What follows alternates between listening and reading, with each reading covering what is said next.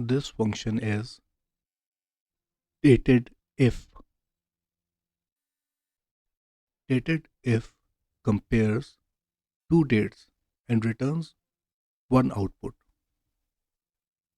Syntax is first you need to give the older date, then comma, and then the latest date, and then then the value you want to be returned. There are six options for this. The last you can see here why you can use six options. Like if you mention small m, it will tell you complete calendar month between the dates. D will give you number of days between the dates. Y will give you complete calendar years between the dates. YM will result in complete calendar months between the dates as if they were of the same year. YD, dates excluding years, and MD, days excluding years and months. So this is very helpful function. Let's see how this works.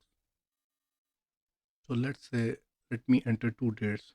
1st January 2020, and let's say this is 4th 29th April 2023. So let's try to find out difference in between two dates is equal to dated if. You can see there is no help available, but this function is present in Microsoft Excel since I think 1997, but somehow Microsoft doesn't own it.